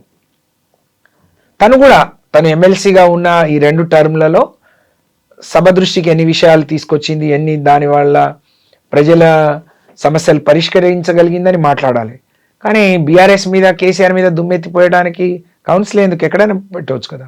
దానికి సభా సమయం, ఇంత విలువైన సమయాన్ని తన కడుపు మంట కోసమో తన ఉక్రోషం వెలబుచ్చుకోవడానికి ఇవ్వటం అనేది సరైనది కాదు అనేది నా అభిప్రాయం. ఎవరున్నారు కవిత వెనకాల? ఎందుకని కవిత ఇంతలా మాట్లాడుతుంది అనుకుంటున్నారు మీరు? ఇప్పటికే జనాలకు అర్థమై కేసీఆర్ గారు బీఆర్ఎస్ పార్టీ నష్టపోతే, బలహీనపడితే ఎవరికి లాభం వాళ్ళు ఉంటారు. కవిత గారు నిజంగా తను రాజకీయ పార్టీ పెట్టాలన్నా లేదా ప్రజా సమస్యల మీద పోరాడాలన్నా ప్రజలకు అనేక హామీలు ఇచ్చి అధికారంలోకి వచ్చిన అధికార పార్టీని విమర్శించాలి. నేను ఆశా వర్కర్ల కోసం పోరాడినా అంటే ఆ రోజు 2000 ఉండే జీతం 9500 చేసింది కేసీఆర్. నేను అంగన్వాడీ టీచర్ల కోసం పోరాడినా అని చెప్పింది ఆమె. కేసీఆర్ రాకముందు 4000 ఉన్న జీతాన్ని 14000 చేసింది కేసీఆర్. ప్రతి ఒక్కరి జీవితాల్లో వెలుగు నింపింది కేసీఆర్. పేదవాడి నుంచి మొదలు పెట్టుకుంటే ఒక పెన్షన్దారు దగ్గర నుంచి ఫస్ట్ టైం బీడీ కార్మికులకు, ఒంటరి మహిళలకు, లేకపోతే కిడ్నీ పేషెంట్లకు, ఇలా చెప్పుకుంటూ పోతే అనేక మందికి 2000 పెన్షన్ వచ్చింది. ఒక కళ్యాణ లక్ష్మి, షాదీ ముబారక్, ఒక పేదవాడి చదువు కోసం అనేక గురుకుల పాఠశాలలు, లేకపోతే విదేశీ విద్య, లేకపోతే అంగన్వాడీ టీచర్ల జీతాలు పెంపు, లేకపోతే అనేక మంది కాంట్రాక్ట్ అవుట్సోర్సింగ్ ఉద్యోగస్తులకు రెగ్యులరైజ్ చేయటం, వాళ్ళకు కూడా పిఆర్సీ వర్తింపజేయటం, ఒకప్పుడు ఉన్న ప్రభుత్వ ఉద్యోగులకు జీతాలకు ఇప్పుడు జీతాలు పెంచితే ఒక సామాన్యుడు సంతోషంగా బతకడానికి కావాల్సిన అన్నీ కేసీఆర్ హయాంలో జరిగినాయి. ఇన్ని జరిగాయని చెప్పినప్పటికి కూడా ఇప్పుడు కవిత చెప్పినటువంటి ఇన్ని మాటలు విన్న తర్వాత సొంత కూతురికే అన్యాయం చేశారు. ఒక ఆడబిడ్డ కన్నీళ్లు పెట్టుకొని ఇంటి నుంచి బయటకు వచ్చింది, బలవంతంగా ఘోరంగా అవమానించి బయటికి గెంటేశారనుకున్నప్పుడు ప్రజలు మాట్లాడుకోవట్లేదా? తన ఇంట పుట్టినటువంటి పేగు బంధానికే ఒక న్యాయం లేకపోయారు. తను మాట్లాడేది తప్పుడు మాటలని ప్రజలు అనుకుంటున్నారు.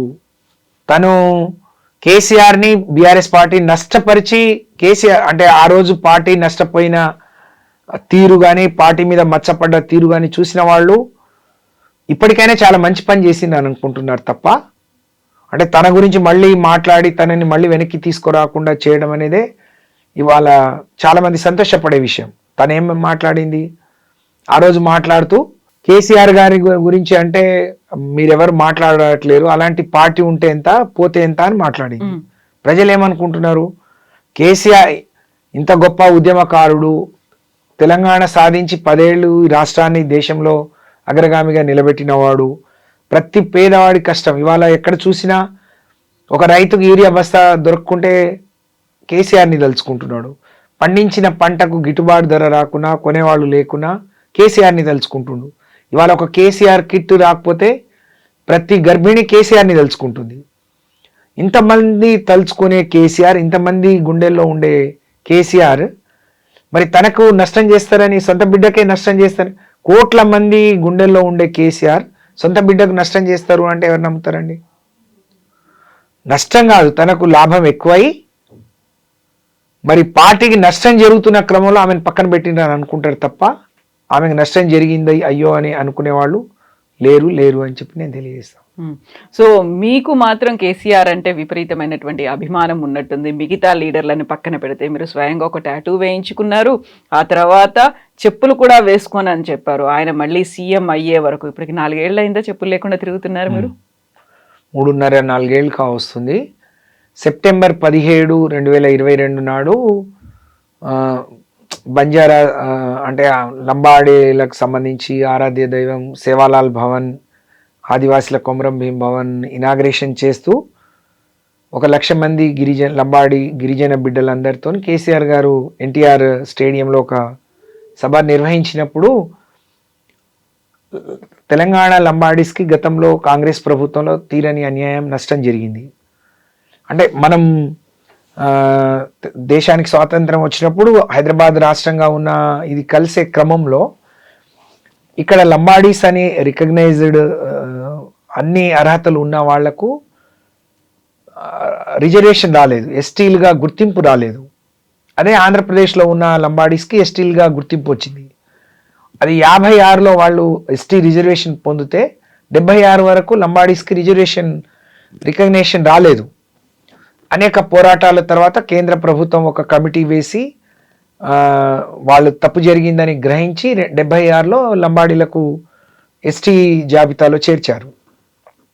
ఎస్టీ జాబితా అంటే రిజర్వేషన్ అవకాశం కల్పించారు. కల్పించే క్రమంలో 76లో 4% ఉన్న మాకు 4% రిజర్వేషన్ వచ్చింది. 86లో స్వర్గీయ ఎన్టీఆర్ అధికారంలో ఉన్నప్పుడు 10 ఏళ్ళు అయింది అని రివ్యూ చేసి 6% పెంచారు. 86 నుంచి 2022 వరకు దాదాపు 35 ఏళ్ళు మేము జనాభా పెరిగినా మా రిజర్వేషన్ పెంచలేదు ఎవరు. అనేక పోరాటాలు, అనేక ఉద్యమాలు, అనేక ప్రభుత్వాలు, అనేక రాజకీయ పార్టీలు వాళ్ళ మేనిఫెస్టోలో రిజర్వేషన్ అంటే జనాభా దామాషా ప్రకారం పెంచుతామని చెప్పారు, పెంచలేదు. అలాగే అనేక ఏళ్ల మా తండాల గ్రామ పంచాయతీ, మా గూడాల గ్రామ పంచాయతీ ఇస్తామని ఇవ్వలేదు. కేసీఆర్ గారు మాత్రమే దాదాపు 3,200 గ్రామ పంచాయతీలు, తండాలు, గూడాలను గ్రామ పంచాయతీలుగా చేశారు. అయితే ఆ సభలో 6% ఉన్న రిజర్వేషన్ని 10% పెంచారు. అంటే 1000 కుటుంబాలకు ఒక ఊరట విద్యా, ఉద్యోగాలు, ప్రమోషన్లలో. అంటే నా నాయకత్వంలో నేను మంత్రిగా ఉన్నప్పుడు GO 33 ఇచ్చాము. ఆ రోజు అదే సభ మీద కేసీఆర్ గారు గిరిజనులకు దాదాపు 4,09,000 ఎకరాల పోడు పట్టాలు వెంటనే ఇస్తామని చెప్పి నా అధ్యక్షతన ఒక సబ్ కమిటీ వేసి విధి విధానాలు రూపొందించి ఎవరెవరికి ఇవ్వాలి. అప్పటికే ఇది 2006లో వచ్చిన చట్టం 2016 వరకు కూడా 3 లక్షల ఎకరాలకు కూడా ఇవ్వలేదు. కానీ ఒకే రోజు 4,09,000 ఎకరాలకు పోడు పట్టాలు పంపిణీ చేస్తామని అనౌన్స్ చేయటం, 6% ఉన్న రిజర్వేషన్ 10% పెంచడం, తద్వారా 1000 కుటుంబాల్లో గిరిజన, లంబాడి, ఆదివాసి కుటుంబాల్లో ఒక కొత్త ఒక పండగ లాగా వాళ్ళ జీవితానికి ఒక గొప్ప ఊరడింపు ఆ రోజు దొరికింది. కాబట్టి ఇలాంటి నాయకుడు అంటే ప్రతి ఒక్కరూ అన్ని వర్గాల వారి గురించి ఆలోచించే కేసీఆర్ గారి నాయకత్వంలోనే మాకు ఇంత పెద్ద న్యాయం జరిగింది. అంటే 10 ఏళ్ల కేసీఆర్ గారి పాలన గిరిజనులకు, లంబాడి కావచ్చు, ఆదివాసీలు కావచ్చు, ఒక స్వర్ణయుగం అని చెప్పవచ్చు.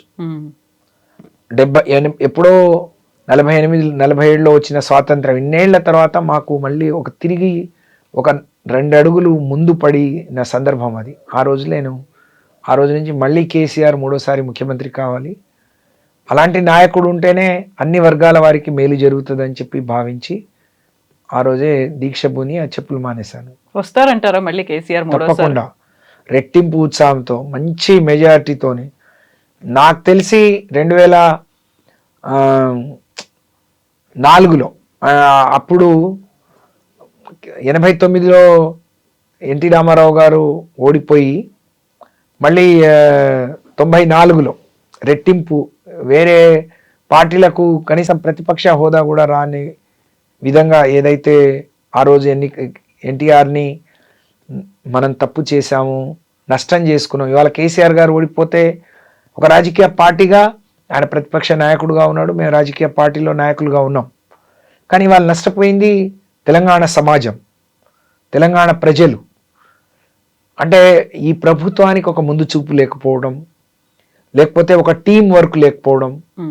ఇవాళ మనం యాసంగి తెలంగాణలో చాలా తక్కువ వేసుకుంటాం పంటలు, దానికి కూడా యూరియా సరఫరా చేయలేని పరిస్థితి. ఇంకా ప్రజలు రోడ్ల మీద బారులు తిరిగి నేను కూడా నిలబడ్డాను. అంటే ఒక ముందు చూపు లేని, ఒక సమయ స్ఫూర్తి లేని, ఒక టీం వర్క్ లేని ఈ ప్రభుత్వాన్ని మనం చూస్తున్న క్రమంలో ఇవాళ తెలంగాణ సమాజం నష్టపోయింది. కాబట్టి మళ్ళీ కోరుకుంటున్నారు. ఆ రోజు మాకు వచ్చిన మెజారిటీ కంటే మంచి మెజారిటీతోని కేసీఆర్ గారు తిరిగి ముఖ్యమంత్రి అవుతారు, బ్రహ్మాండంగా ఈ రాష్ట్రాన్ని మళ్ళీ ముందుకు తీసుకెళ్తారు. కానీ మా బాధ అంతా ఈ 5 ఏళ్ల అధికారంలో 10 ఏళ్ళు వెనక్కిపోయింది అనేది బాధ, వేరేం లేదు. ఇప్పుడు ఓన్లీ రైట్ హ్యాండ్ కే ఉందా కేసీఆర్, లెఫ్ట్ హ్యాండ్ కూడా ఉందా? రైట్ హ్యాండ్ కే ఉందమ్మా.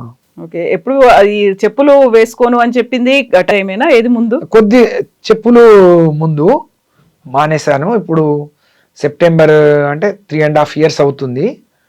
తర్వాత ఈ టాటూస్ వేసే వాళ్ళు కూడా మా ఆదివాసీలు వాళ్ళే వేస్తారు, కొన్ని కుటుంబాలే మిగిలినాయి. అయితే తెలంగాణ అంటే మన పీవీటీజీస్ అంటారు కదా, వాళ్ళు ఇంకా ఆదిమ జాతి బిడ్డలుగా ఉండేవాళ్ళు రోజు రోజుకు ఇదైపోతున్నారు. వాళ్ళ సంస్కృతి సాంప్రదాయాలు దాన్ని వెలికి తీయాలని చెప్పి ఇదే బంజారాస్ భవన్, సేవాలాల్ భవన్లో మేము ట్రైబల్ కల్చర్ గురించి ఒక ప్రోగ్రాం చేసాం. అప్పుడు మన ఎవరైతే కొమరం భీం వారసులు ఉన్నారో వాళ్ళు వేస్తారనమాట. వారితోనే ఇప్పించుకున్నాను ఇది. అంటే ఇంకా జీవితకాలం ఎప్పటికీ చెరిగిపోకుండా ఉండిపోతుంది అది. అవును. అంటే అలా చాలా మంది గుండెల్లో కేసీఆర్ గారు ఉన్నారు. నేను ఆడపిల్లను, తండ్రి లాంటోడు కాబట్టి కుడి చేతికి ఇప్పించుకున్నాను. చాలా మంది గుండెల్లో ఉంటాడు. ఇక్కడ ఉన్నది చూపించలేం కాబట్టి ఇక్కడ ఉన్నది. సో ఇప్పుడు ఆ కేసీఆర్ కవిత గుండెల్లో ఉన్నాడా లేదా? ఉంటే ఇంత రాక్షసంగా మాట్లాడదు అనుకుంటున్నాను నేను. అంటే కవిత నిజంగా ఒక బిడ్డగా తండ్రి ద్వారా, అంటే అన్నదమ్ములు వచ్చిన తర్వాత, కుటుంబం పెరిగిన తర్వాత ఒక ఆడపిల్లగా చిన్న నష్టం జరిగినా, మనం తల్లిగారింటికి పోతే ఒక పూట సరిగ్గా చూసినా చూడకున్నా, మనం ఆశించినంత వాళ్ళు పెట్టకున్నా మనసులో పెట్టుకుంటాం. చాలా మంది ఆడపిల్లలు వాళ్ళకు రూపాయి పెడితే 100 చెప్పుకుంటారు. చాలా గొప్పగా కుటుంబాన్ని అంత నెత్తిన పెట్టుకొని చూసుకుంటారు. ఇంత చేసిన కేసీఆర్ని తను ఈ విధంగా దూషిస్తుంది, ఆయనకు ఇబ్బంది పెడుతుంది. ఆయన ఎంత మానసిక క్షోభ పడుతున్నారో తెలిసి ఇలా మాట్లాడుతుంది అని అంటే గుండెల్లో ఉన్నారా, అసలు గుండె లేకుండా ఉందా అనేది ఆలోచించాలి.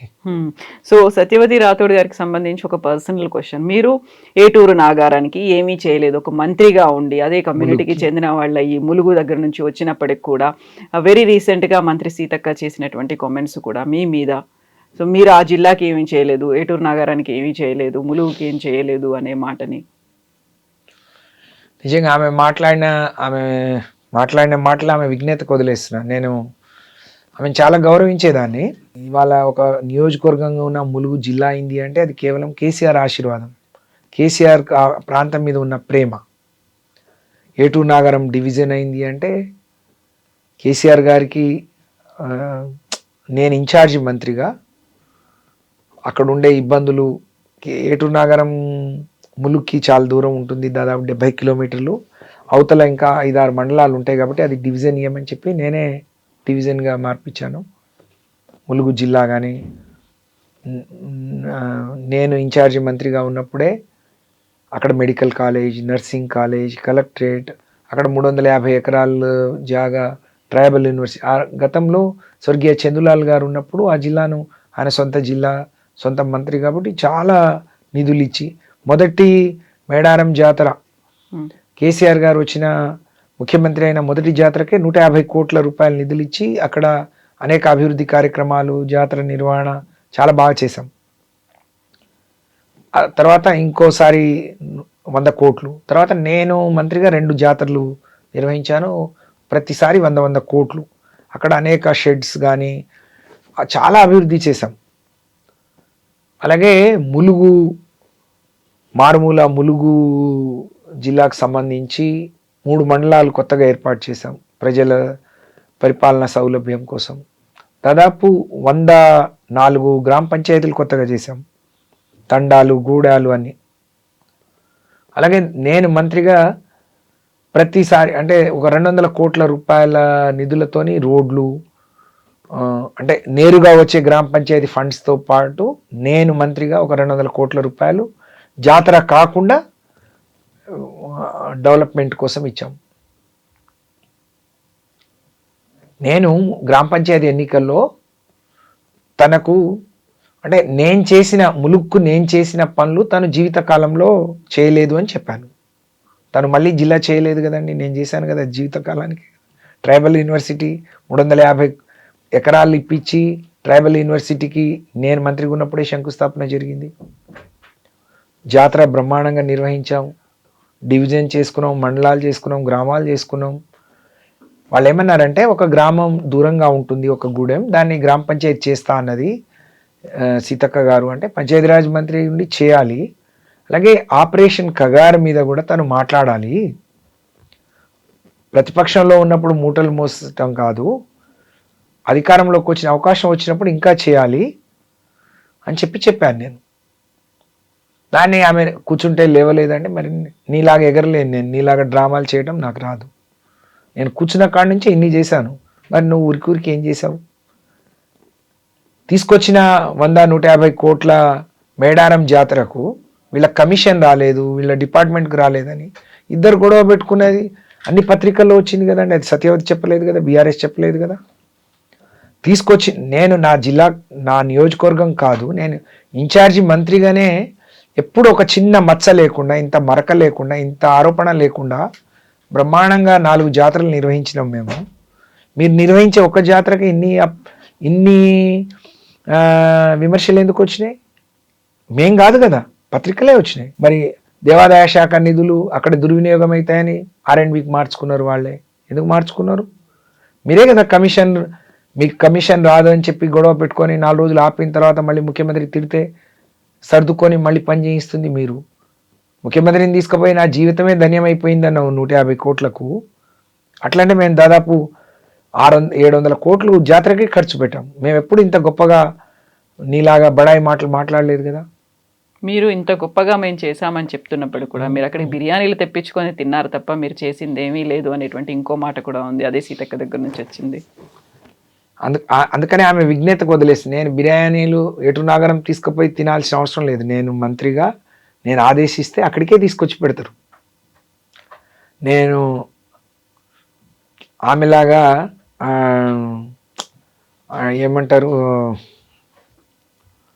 ఇలాంటి అంటే ఒక ఉద్యమకారురాలని, నేను దళ నాయకురాలని బడాయి మాట్లాడే మాటలకు, ఆమె పనులకు ఎక్కడ పొంతన ఉండదు. నేను 5 ఏళ్ళు మంత్రిగా ఉంటే సాటి మహిళగా, నా తోటి ఎమ్మెల్యేగా మేము కలిసి పనిచేసాము. ఇన్ఛార్జ్ మంత్రిగా ఆమెకు అన్ని రకాలుగా సహకరించాను నేను. అయితే ఆమెకు తెలియంది ఏంటంటే నాకు బిర్యానీ తినే అలవాట్లు ఉండదు. నేను ఎప్పుడు ఈ ఫ్రైడ్ రైస్లు, బగారా రైస్లు, బిర్యానీలు తినను. నేను ఏం తింటారు మీరు? మామూలుగా అన్నం తింటాను, రొట్టెలు తింటాను, అన్ని చేపలు, మటన్ అన్నీ తింటాను. అంటే నాన్ వెజ్లో నేను చాలా పూర్ని. అందులో బిర్యానీ అసలు చాలా తక్కువ. అంటే నేను హైదరాబాద్ నుంచి పట్టుకుపోయి తినేంత అవసరం నాకు లేదు. నేను ఇన్ఛార్జ్, నేను మంత్రిగా ఉంటే కలెక్టర్లే, అధికారులే నాకు అన్నీ చేసి పెడతారు. నేనే వద్దని చెప్పేదాన్ని, నేను కూరగాయలే తింటాను అని చెప్పి. ఆమె సంస్కారం. ఆమె నేర్చుకున్న ఇన్ని రోజులు అంటే బయట మాట్లాడటం, నేనంటే చాలా చేయవచ్చు ఆమెలాగా ఈ మూటలు మోసి రీల్స్ చేసి ఇవన్నీ అలవాట్లేదు. అక్కడే కూర్చొని ఆమె కంటే 10 రెట్లు ఎక్కువ ములుగు జిల్లా కావడంలో కానీ, ఆ అభివృద్ధి కావడంలో కానీ, అన్నీ తీసుకురావడంలో నేను పోషించిన పాత్ర అక్కడ ప్రజలకు తెలుస్తుంది. రాబోయే రోజుల్లో సత్యవతి ఏందో, సీతక్క ఏందో అక్కడ ప్రజలు తప్పకుండా చెప్తారు, కేసీఆర్ ఏందో చెప్తారు. దానికి తగిన ఇది జరుగుతుంది. కానీ నేను కూడా ఆమెలాగా నేను నోరు తెరిచి మాట్లాడితే చాలా ఉంటుంది. అవన్నీ మాట్లాడటం అంటే నాకు ఆ సంస్కారం ఉంది, ఆ విజ్ఞత ఉంది కాబట్టి దాన్ని అక్కడ వదిలేస్తే మంచిది. ఇప్పుడు ఎలక్షన్స్ అయిపోయిన తర్వాత, లోకల్ బాడీ ఎన్నికలు అయిపోయిన తర్వాత పార్టీ ఫిరాయింపులకు సంబంధించి మళ్ళీ వస్తుంది, ఇవన్నీ కూడా ఒక 10 ఉప ఎన్నికలు వస్తాయని ఎక్స్పెక్ట్ చేశారు. అందులోనూ పర్టికులర్గా దానం నాగేందర్, కడియం శ్రీహరి ఇద్దరు గురించే విపరీతమైనటువంటి చర్చ జరిగింది. మీరు ఎలాగో వరంగల్ నుంచే వచ్చారు కాబట్టి అక్కడ కడియం శ్రీహరి గురించి ఏమనుకుంటున్నారు అసలు?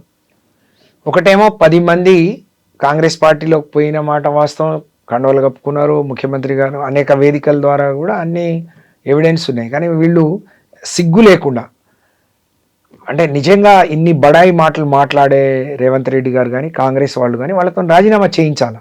ఎస్, ఇంత ఎటుగాని మాటలు ఎందుకు మాట్లాడతారు?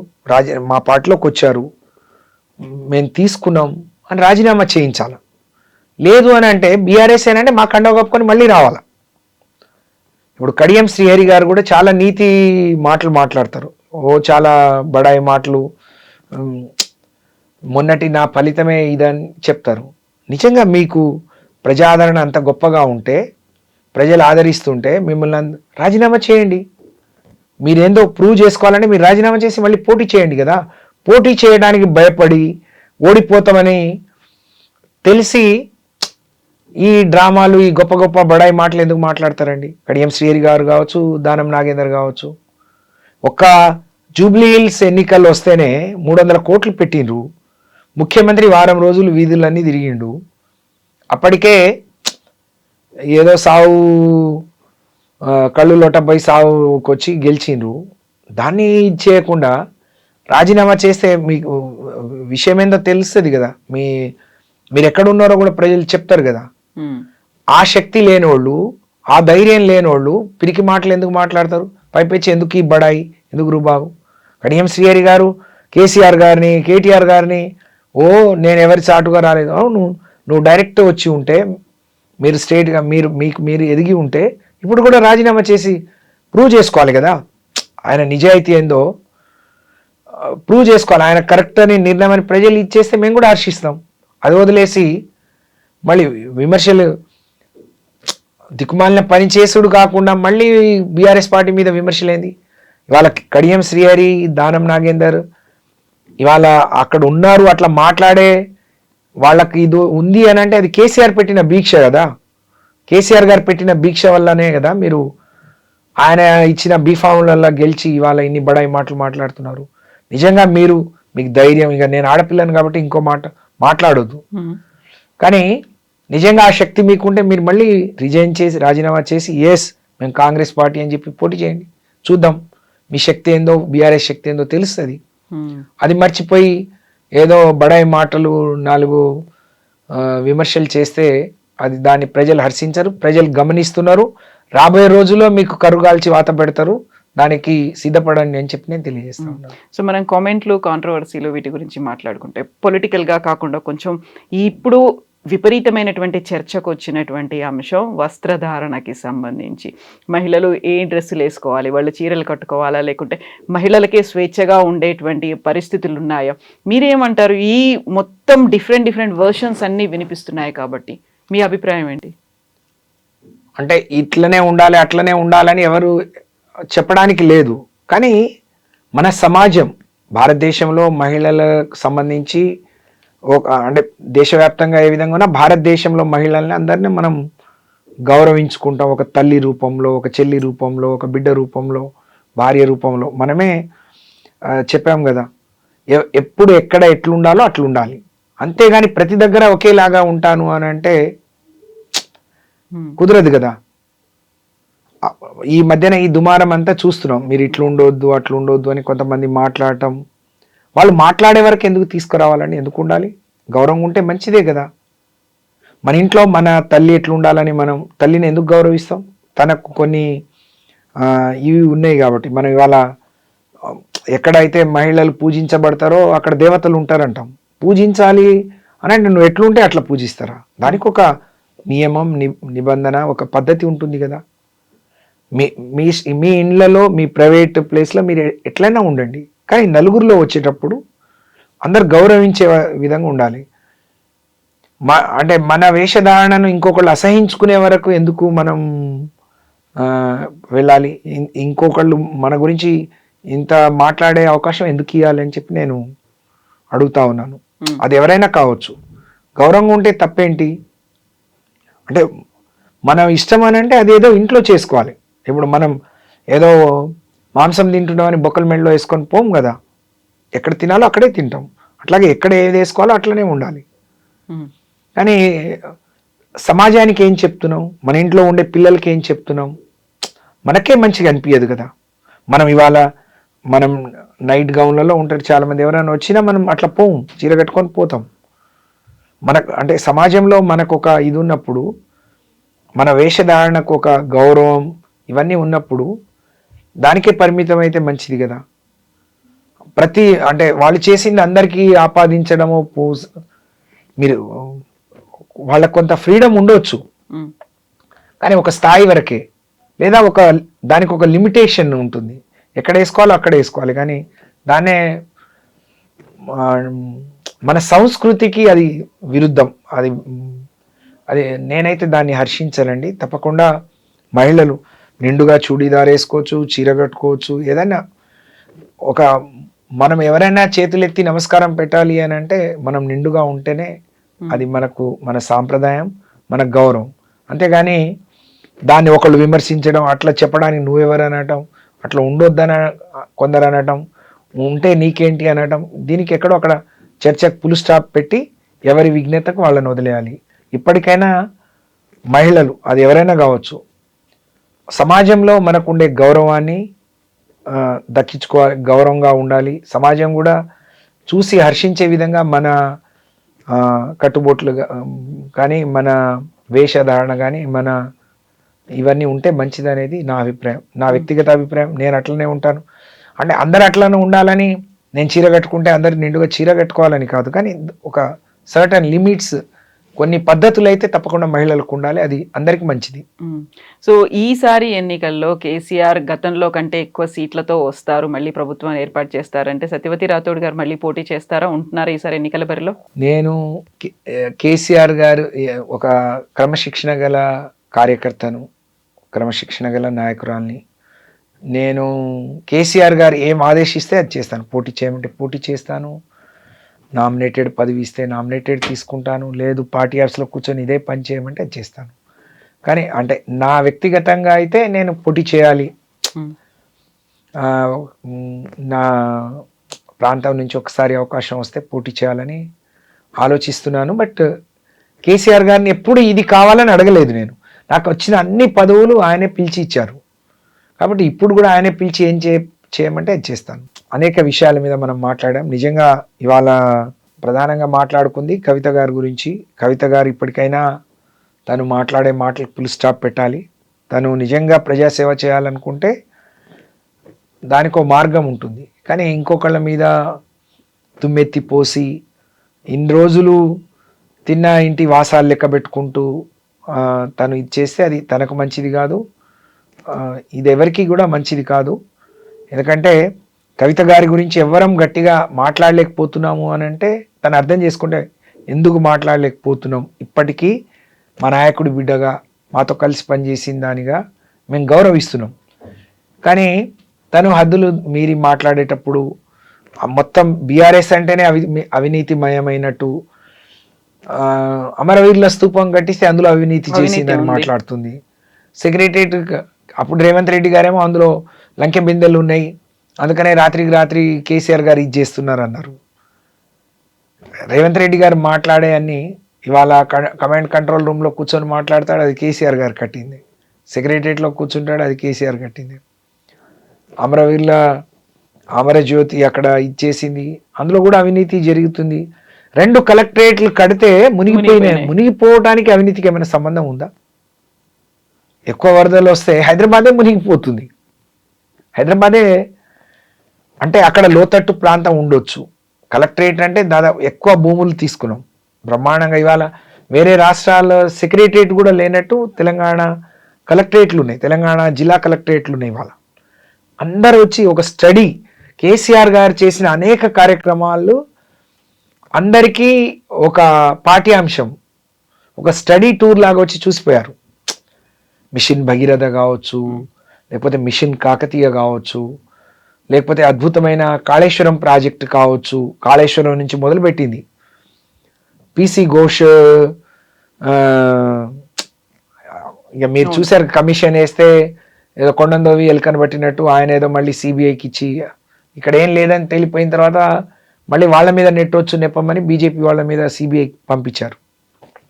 అలాగే కవిత గారు ఒక మాట నిన్న మాట్లాడుతూ ప్రజాస్వామ్యంలో ఒక రాజకీయ పార్టీ ఎట్లా నడుచుకోవాలో బీఆర్ఎస్ నడుచుకోవట్లేదు అని చెప్పింది. తను పెట్టే పార్టీ నడిపించుకోమనండి, మా పార్టీ ఎట్లా నడవాలి, మేము ఎట్లుండాలి, మాకు ఏ మేరకు స్వాతంత్రం అవన్నీ మాకు తెలుసు. కానీ అదేదో ఆమె నడిపించుకొని ఆమెను చూసిన తర్వాత చూద్దాం తను ప్రజాస్వామ్యబద్ధంగా లేకపోతే ఎంత ప్రజాస్వామ్యం ఉంటుందో. కవిత గారు మాటలు వింటే నిజంగా నవ్వు వస్తుంది.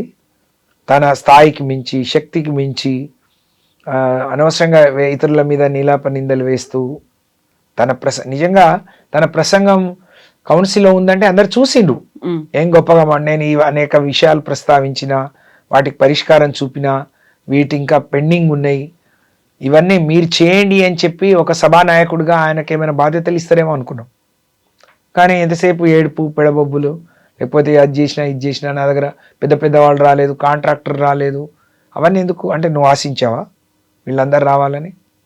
కాబట్టి ఇవన్నీ వదిలేసి తను రాజకీయ పార్టీ పెడితే నేను శక్తిగా వస్తా అంటే కేసీఆరే నీకు బ్రహ్మాండమైన శక్తి ఇచ్చిండు. ఇప్పుడు ఒక రోజు రోజుకు నువ్వు శక్తి కోల్పోవడం తప్ప పొందేదేం ఉండదు. పొందితే మేము తప్పకుండా హర్షిస్తాం. కానీ నువ్వు ఇంకోళ్ళ మీద ఇచ్చేసి ఇతరుల మెడల మీద తుపాకీ పెట్టి కాల్చి నేను బాగుపడతాను, నేను ఇది చేస్తాను అంటే అది ఎప్పటికీ జరగదు. నువ్వు ఇలాంటి మాటలు మాట్లాడి నీకు వ్యక్తిగతంగా ఉన్న గౌరవాన్ని, ఇప్పటి వరకు నువ్వు పొందిన దీన్ని మళ్ళీ వదులుకోవద్దు అని చెప్పి మాత్రం కవిత గారికి చెప్పదలుచుకున్నాను. Yes, Amma. Thank you so much, Amma. Thank you, Amma. Thank you.